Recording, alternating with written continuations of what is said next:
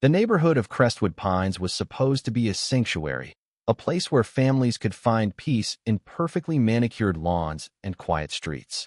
But just 24 hours after my stepson, Ethan, moved into our new home with me, chaos erupted.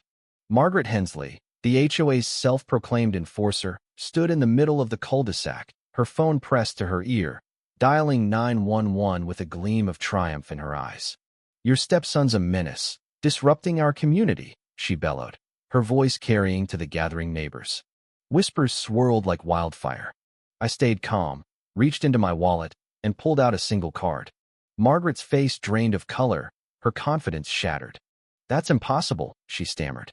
"How do you have that?" She had no idea who she was dealing with or the secret I held that would leave Crestwood Pines reeling. "Where are you reading this from?" Drop a comment before I unravel the truth that silenced an entire neighborhood. Let me rewind. 3 months earlier, I married Laura Bennett, the woman who gave me a reason to leave my past behind. I'm Jack Sullivan, though most call me Hawk from my days as a Navy SEAL. After a decade of classified missions I still can't discuss, I found solace in Laura and her 15-year-old son, Ethan. Laura had lost her first husband in a tragic accident 5 years prior, leaving her and Ethan scarred but resilient. Together, we forged a new family, and moving to Crestwood Pines felt like the fresh start we all needed. Ethan, a tech prodigy who could hack anything with a keyboard, struggled socially due to his mild autism. I believed a stable community would help him thrive. I couldn't have been more wrong.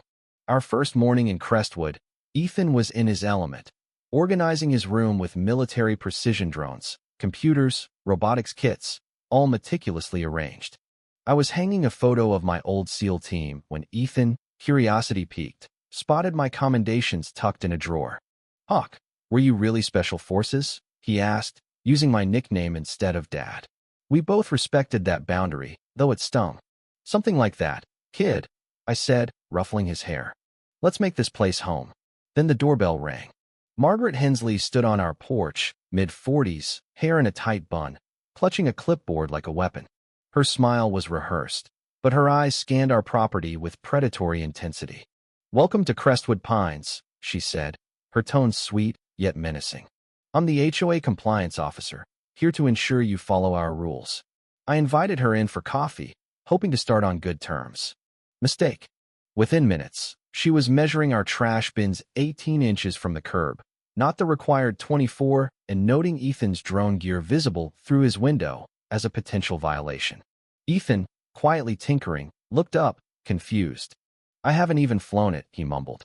Margaret's gaze turned icy, her disapproval personal. "Drones require board approval, filed in triplicate," she snapped. Ethan's shoulders slumped, his anxiety spiking. I kept my cool. "Ma'am, we just moved in. Can you provide the rulebook?" She handed me a flimsy pamphlet, her smile venomous. "The rules are clear to those who value community standards."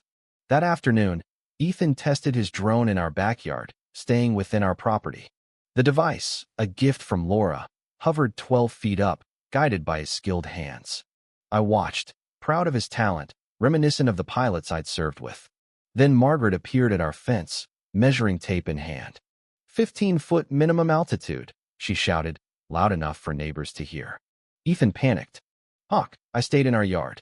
I reassured him, but Margaret's glare was venomous. "Mr. Sullivan, parents here control their children, not enable violations."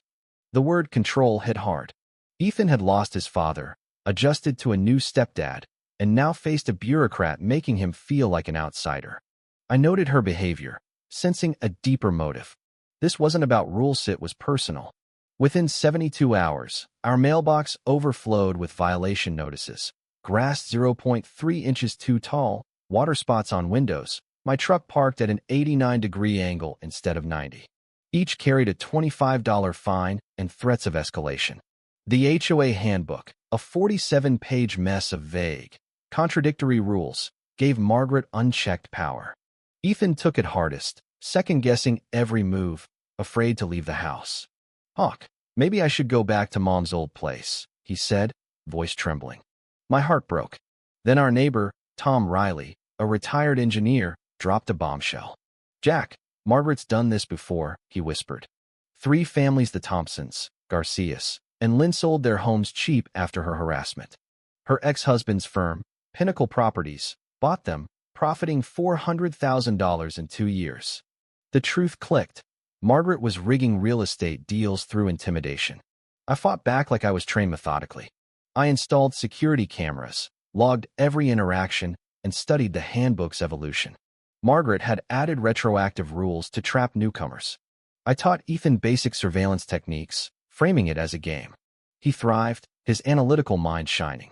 Cameras soon caught Margaret staging a 911 call, claiming Ethan's drone nearly hit her, though footage showed her stepping into its path.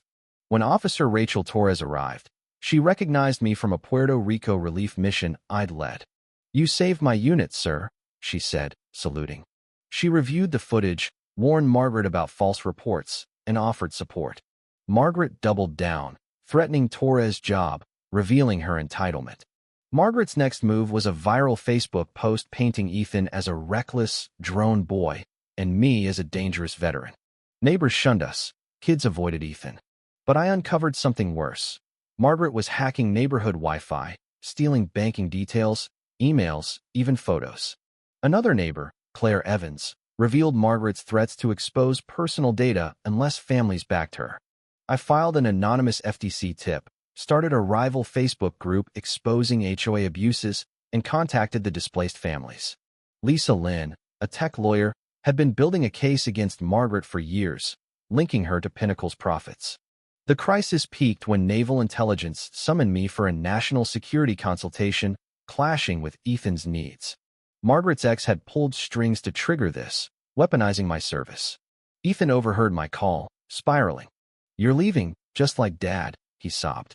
I made the toughest call of my career, declining the mission to stay with my family. Ethan, meanwhile, uncovered Margaret's violations of federal privacy laws, building a prosecutable case. When Margaret posted that I'd abandoned my country, veterans rallied around me, affirming family as the highest duty. The showdown came at an emergency HOA meeting, packed with 40 residents and live-streamed by a corruption-busting blogger. Margaret presented a damning slideshow, accusing me of false valor. I stood, holding my special clearance card from Naval Special Warfare. The room froze. Margaret stammered, "That's impossible." Officer Torres saluted, and FTC agent Karen Mills walked in, exposing Margaret's data crimes. Ethan spoke, condemning her bullying and calling for inclusion. Margaret cracked, claiming she protected the community, but her lies collapsed. She faced 18 months probation for $150,000 in restitution and Pinnacle's collapse. Ethan became the youngest HOA advisor, launching a Harmony app that went viral, transforming Crestwood into a true community. 6 months later, I learned my card was expired. Its power came not from authority, but from our fight for justice. Ethan, now calling me Dad, taught me that real strength is protecting those you love. Crestwood Pines became a beacon of inclusion, proving that courage and community can dismantle even the most insidious control. Have you faced a bully who hid behind rules? Share below. Your story might spark the next revolution.